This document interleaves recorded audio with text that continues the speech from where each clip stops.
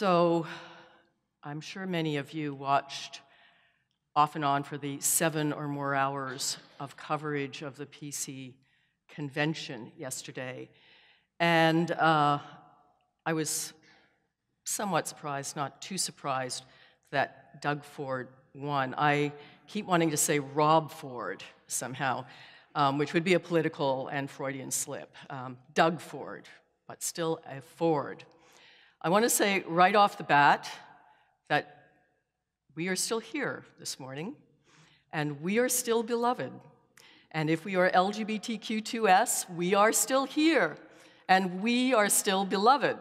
If we are women, we are still here, and we are still beloved. If we have different abilities, we are still here, and we are still beloved this morning. And if we have experienced racism, we are still here and still beloved this morning. And no matter what age we are, no matter how much money we make or don't make, we're still beloved and we're still here.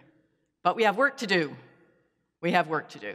So my friendly Christian revolutionaries, we have some work to do. And the first piece of work we have to do, because we're hearing the same old issues again from the Christian right, here's something. The Christian right isn't, okay? It isn't. So first of all, the book that we heard read today. This book is written by humans. It did not drop out of the lap of God. It is written by humans over thousands of years, hundreds of them in their search for the divine. That is what this book is. It is not right out of the mouth of God. It is right out of the mouth of our brothers and sisters who were searching for God. There's some great quotes that I'm going to share with you. One of them is from Karl Barth. Pope Francis called him the greatest theologian of the 20th century. He said, "I take the Bible far too seriously to take it literally," unquote. And another one, years and years old, older even than Sir Walter Raleigh, Martin Luther said, "The Bible is the swaddling cloths in which we lay our Christ. It is not Christ." Important. And to refresh you, your memories from the time that I talked about the Bible being queer positive, nobody lives a biblical life, okay? Nobody. I don't care what they tell you. I don't care what you hear. Nobody lives the biblical life if it means living out hundreds of laws in Leviticus, because you would be sacrificing live animals every day. You would not be wearing polyester. I'm wearing polyester. We are all condemned by the rules in Leviticus, and we are all condemned by the 10 Commandments. Nobody lives a biblical life. So understand that unless you mean the great commandment that you love one another as I have loved you, that you treat your neighbor as yourself, that you look to the divine when you decide what you're going to do, and then perhaps it's arguable that you're living a biblical life. And also I said, of course, that the Bible is queer positive. Why? Because of that. Because that's what living a biblical life means. So if you came to that sermon, it's still up there somewhere on the web, you'll know that Sodom and Gomorrah is a queer positive read because it's about welcoming the strange and the different into your life. That's what it's about.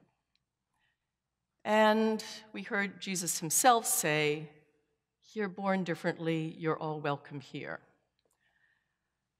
And there's not one word in the Bible about abortion. Excuse me there, Sherry, just for interrupting. I myself am an atheist, but how would you respond to the right to life which you say, "Thou shalt not kill"? Thank you for that. I'm not used to being heckled when I preach. It takes me back to my political days. Thank you. Good question, and thank you. Thank you, Howard. Here's the problem: the misreading of the Bible. So, thou shalt not kill is actually a mistranslation from the King James Bible. That's what it is. It's actually, thou shalt not murder. That is the Jewish and Greek term that is used in the various enunciations of this particular passage.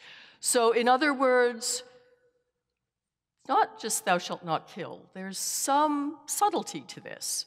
And I have to tell you that as one of the young women that used to accompany young women to get abortions at the Morgentaler Clinic, yes, I am that old, that the people that were standing around that clinic that had raised signs and that were screaming at these young girls and called themselves Christian were not.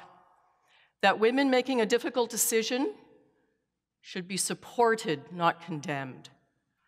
That women choosing to control their own bodies should be loved and not chastised. And that is biblical. Not one word about abortion. And I remember debating Michael Corrin before he had his Road to Damascus moment on television about this very issue, and he could come up with not one word. So why is it such an issue, even in the conservative convention?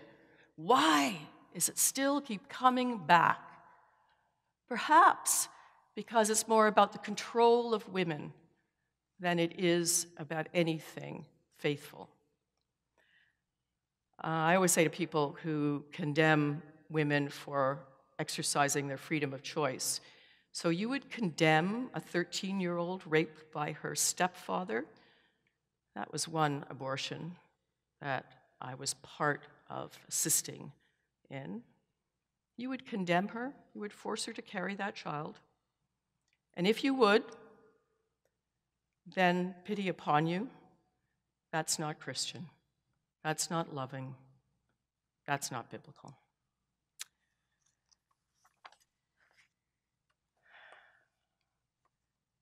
So, where should a woman, where should a Christian be? Where should someone who is faithful be? They should be accompanying a young girl to an abortion clinic through the angry protesters. That's where we're called to be on that issue. Sorry to interrupt again. It's okay, let's listen to him. The title of the sermon is Where All Your Answers Are Questioned. Question, my friend. How would you respond to those who criticize you, asking, how is there a loving God with so much evil in the world? Thank you. Thank you for that question. It's a question that we all grapple with, isn't it?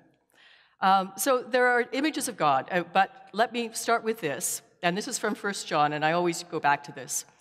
When we're asked, what is God, who is God, whatever, the answer is in 1 John. The answer, can I say just something? First, the answer is in 1 John, and it is this. God is love, and whoever lives in love lives in God, and God lives in them. That's the biblical answer to who God is. So if we think of God as love, as the source of all love, then the question becomes a little easier than if we think of God as a master manipulator, a puppeteer, and a guy with a white beard in the clouds. If we think of God as love, the source of all love, the answer becomes much easier. And I think of the story from Elie Wiesel, who survived the camps.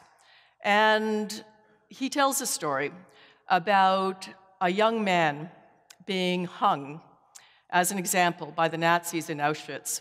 And all the Jews were standing around, including some rabbis. And it was pretty difficult to keep your faith in that circumstance.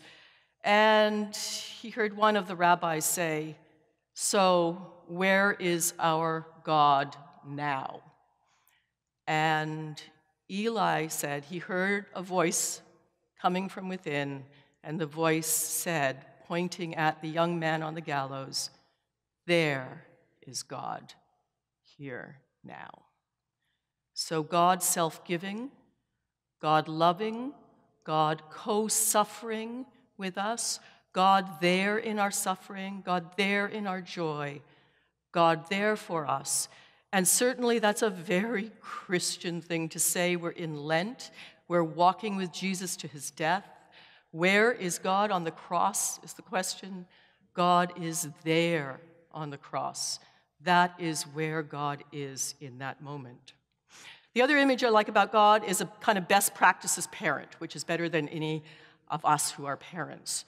The best practices parent. And this is where we get the terms Father, Mother, God.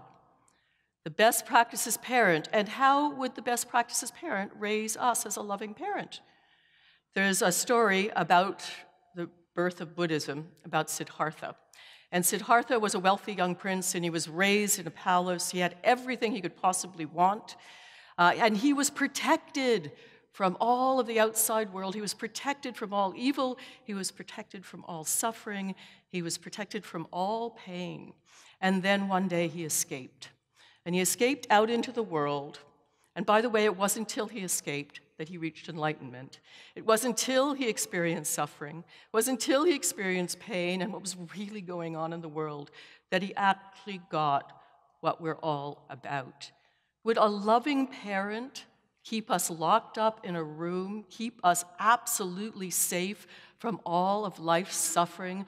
Or would a loving parent be with us as we walk through this world and as we witness and experience suffering, the whole gamut of the human, beautiful human experience? Would a loving parent not walk with us and not have us experience at least some of that, knowing that this life is not all there is? More about that next week. So our life, this life, my comfort, are not all there is. There's such a thing as a good death. There is. Our society tells us there isn't, but there is. There is such thing as a good life, and it's one lived in joy for others. Because as I said in the opening prayer, if we follow the dictates of our world, if we follow the dictates of what this society is telling us, and we live for pleasure only, we will never find it because it's an insatiable drive. But if we live for joy, if we live for joy and live for others, then we experience the divine in the here and now. So again, pleasure is insatiable. Joy comes from living for others. So are you suggesting that because I don't believe in Jesus, the John passage is saying that I am condemned? Thank you, Harry.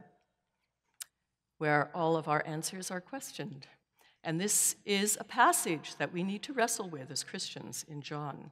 What is he actually saying here? Because I think if you listen to the words again, that Jesus came into the world not to condemn the world, but, says John, if you don't believe in Christ, and remember for John, Christ is the divine, has a very high Christology in John. I love John. I once did a sermon on John squared with the music of John Coltrane and the Gospel of John, because I find John, the Gospel of John, the most poetic and the most beautiful. But for John, there is no division between Jesus and the divine. So what he's saying, if you just substitute that word, is that if you don't have the divine in your life, you are condemned already. If you don't have this Spirit of God in your life, then again, you don't experience real joy. And you certainly are condemned to this life and its small pleasures and its great pains. You're condemned to that without being with the divine. If we read it that way, we read it differently.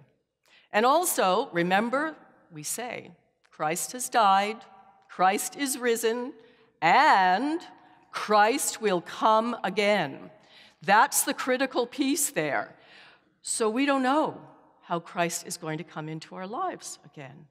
We don't know what Christ will look like. They certainly didn't know back then. They certainly didn't think that Christ would come into Jerusalem on a donkey, although there was Davidic precedent. They certainly didn't think that their Messiah would be crucified. They thought their Messiah would overturn the Roman Empire. They didn't expect the Jesus that came into their lives. And so Christ could come in any form again. Christ could come as a Buddhist. Christ could come as a Hindu. Christ could come as a Muslim. Christ could come as an atheist. Christ could come into our lives in any form, at any time, is what we say when we say those holy words over the Feast of Communion. How will Christ come into your life today, this week, ever? It's about that. So again, Jesus and God are one. The divine came to not condemn the world, but to save it. So when we say Christ will come again, we mean it, but we don't know how, and we don't know in what form. Imagine now walking into a world with the expectation of meeting the divine, not knowing from where, not knowing who, not knowing why, not knowing when. What a joyous world that will be. So don't worry about Doug Ford. Don't concern yourselves. Reminded somebody, it doesn't mean much, but it does really send a clarion call to us when we hear the issues that seem never to go away. And we've heard them in those debates, the issues that are anti-women, the issues that are anti-queer.